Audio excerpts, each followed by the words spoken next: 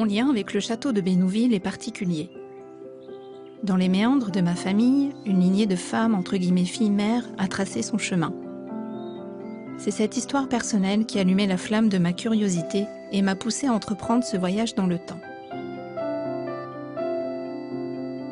Il y a quelque chose de fascinant dans la façon dont le passé peut résonner avec notre présent, comment les pierres, les murs et les histoires entrelacées peuvent créer une toile complexe de compréhension. Le documentaire met en lumière des femmes oubliées et explore les strates multiples de l'histoire du château de Bénouville qui a laissé une empreinte indélébile.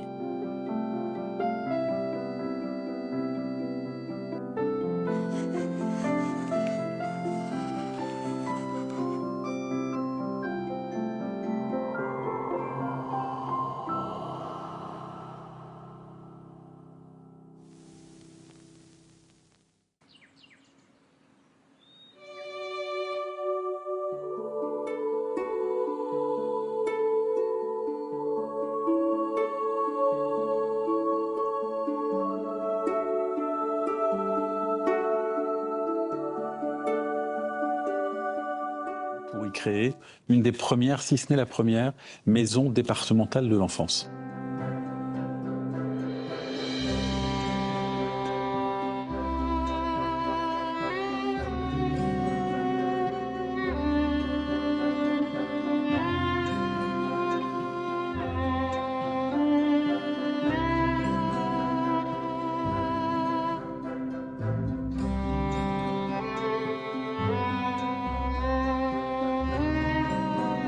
À l'époque, jeune député, Chéron a remis au goût du jour un groupe parlementaire concernant le droit des femmes. Il y avait à peu près 200 députés et puis lui était président de ce groupe. La thématique abordée, c'était justement tout ce qui avait trait aux femmes et à la législation en leur faveur, et notamment pour les femmes enceintes. Et c'est Angeran, qui lui aussi était député du Calvados, mais conservateur, alors que Chéron était plus modéré, qui a fait voter une loi concernant les femmes en couche pour leur donner des congés anté- et post-accouchement.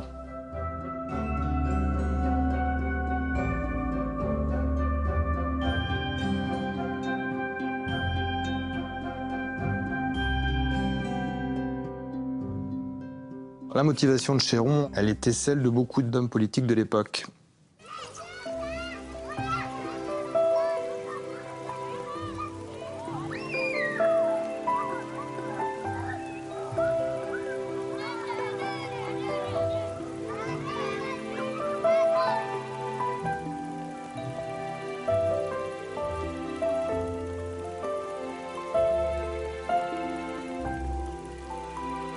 Moi, je suis arrivée ici, à Bénouville, en 1943.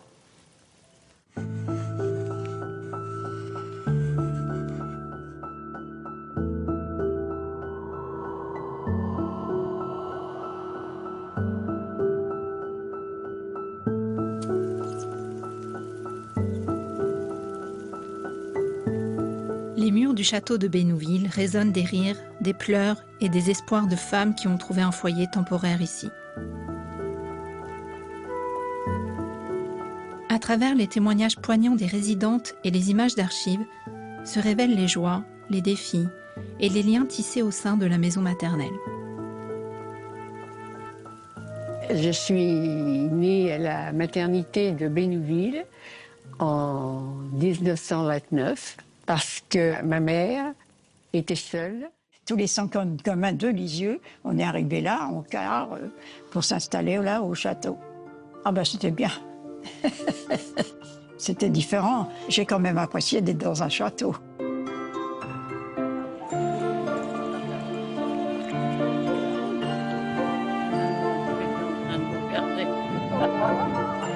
J'avais 5 000 languettes là comme ça.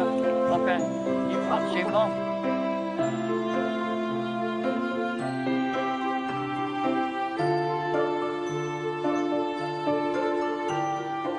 J'ai toujours su que j'étais adoptée et que j'étais née au château.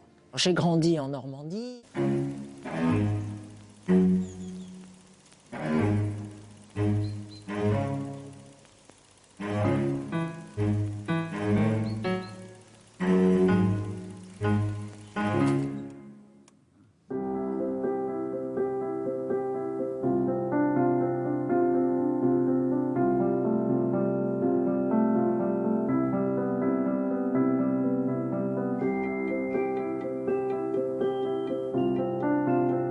J'arrivais, j'étais tout juste diplômée. Là-bas, j'étais dans une maternité où il y avait vraiment toute la sécurité. Il y avait mes collègues sages-femmes, il y avait des internes, il y avait des chefs de clinique, il y avait le patron. Et ici, j'arrivais, j'allais être seule. Seule, seule face à l'accouchement et face à dans ce grand château, dans ce grand bâtiment, qui, j'avoue, n'était pas aussi performant que la maternité que je quittais.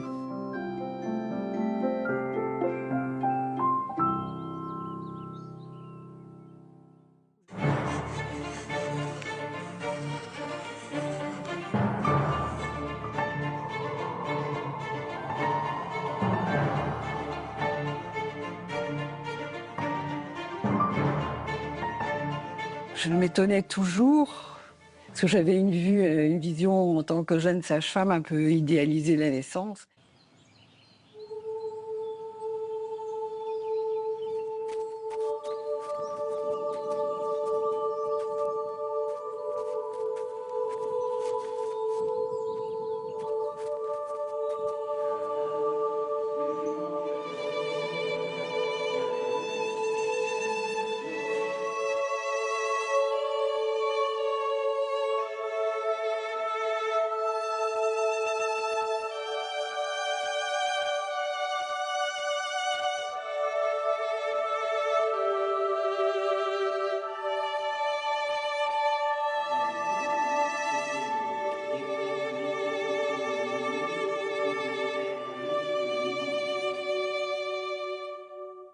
Après, on avait... C'est les chambres de clinique, ce qu'on appelait les chambres de clinique privées. Ouais. En face, il y avait une chambre avec 3 lits, une autre avec 4 lits, le grand dortoir, là, les suites de couches, elles étaient 8. À côté, il y en avait 2, et sur le canal, il y en avait 4. Et les femmes enceintes, elles étaient au 2e étage, dans des chambres au 2e étage, par 4 lits.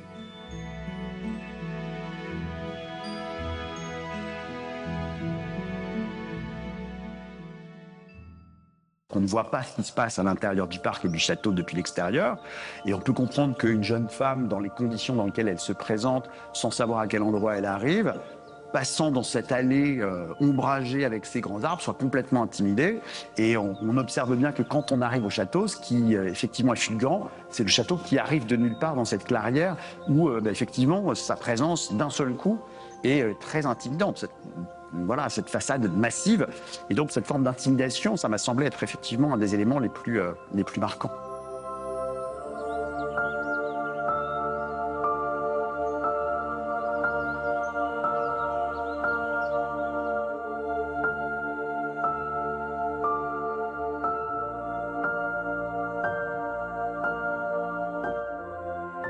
Il y a des fois, les mamans refusaient leur bébé. À Saint-Louis, et ça, c'est quelque chose qui a été assez difficile et la maman nous accompagnait. Elles passaient, elles avaient encore du lait dans les seins, les pauvres.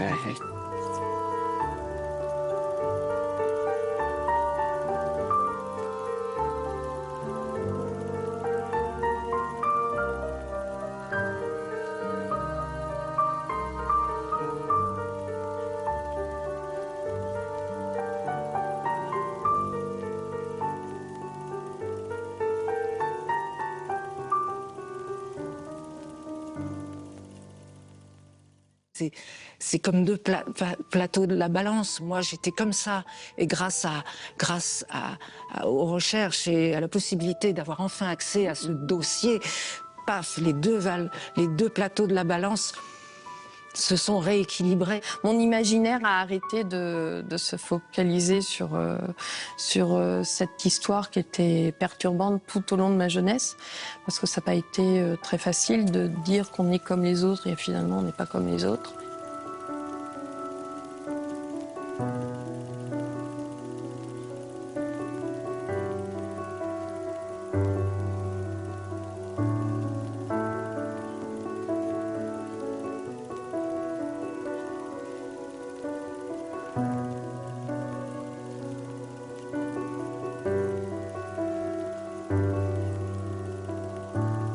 Une une gamine, tu sais, on en a parlé, 13 ans. Oui.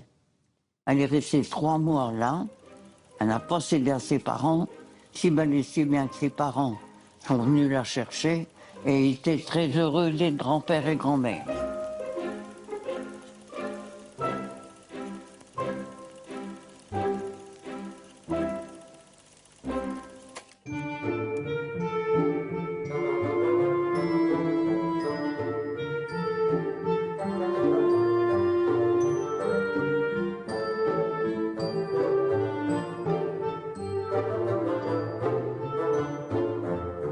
Tous les jeudis, il y avait des fêtes pour les résidences. Il y a eu des fêtes déguisées. Il y a Ah eu... oui, Ouais, on se déguisait Voilà, à Mardi Gras. voilà. Les résidences aussi, elles étaient déguisées.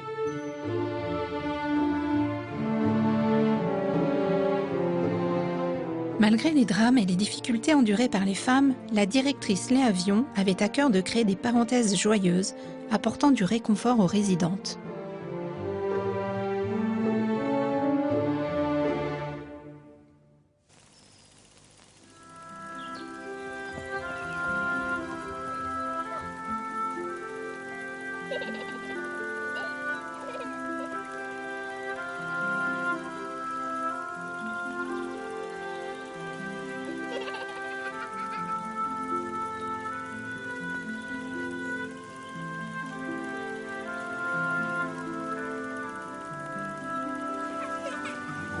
J'avais une Evelyne Turner, une enfant, qui, elle, était toujours avec moi.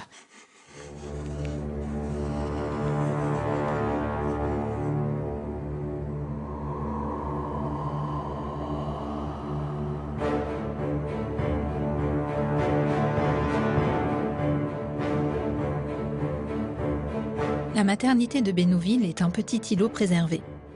Pourtant, la grande histoire du monde, avec ses horreurs, la rattrape et s'invite chez elle.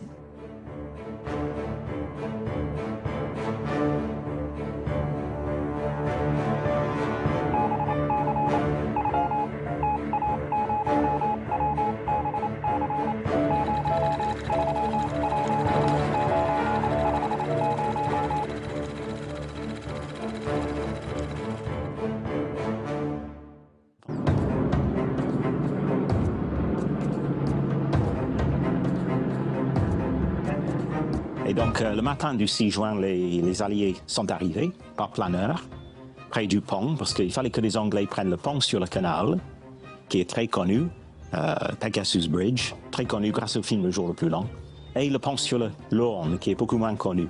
Et les Alliés avaient besoin des deux ponts, parce que les renforts débarquaient sur les plages, et pour partir à l'est, ils avaient besoin des deux ponts, et entre la mer et Caen, c'était les seuls endroits où ils pouvaient passer.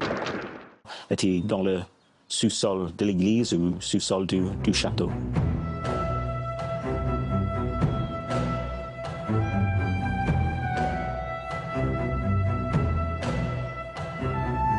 Au débarquement, il y a eu les accouchements. Tout ça se passait sous la chapelle.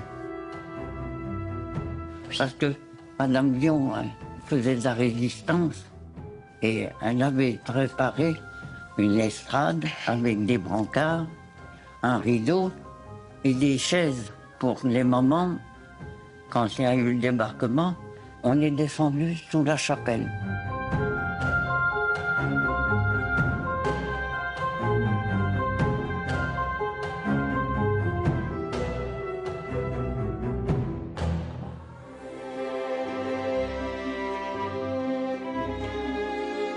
Léa Vion a tout fait pour protéger les femmes et les enfants.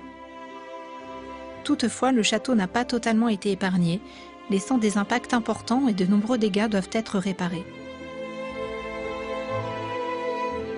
Elle fait rapidement le nécessaire pour mettre en place des travaux qui permettent de retrouver le fonctionnement d'antan.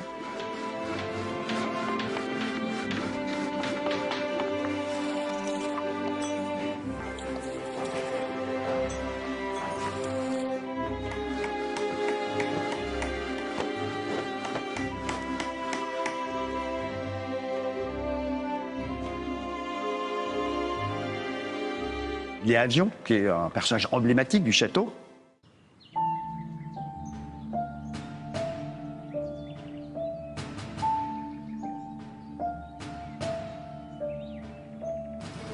Et puis alors on a eu des prisonnières aussi.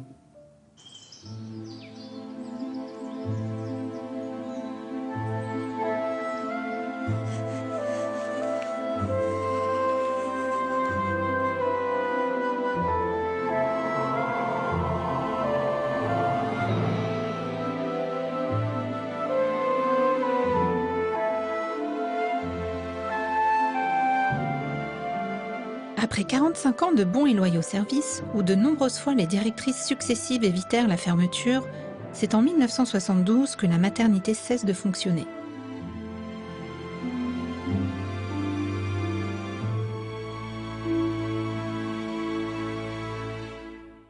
Et de renvoi sur un certain nombre de symboles, nous aurons effectivement capacité à parler de cette page d'histoire.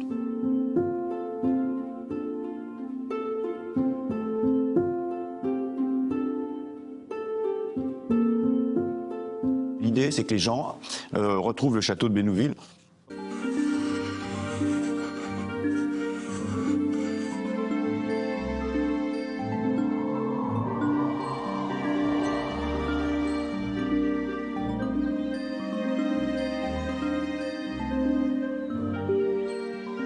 L'histoire du château reste une affaire de femmes à une époque où leurs droits sont parfois remis en question. Les acquis restent fragiles.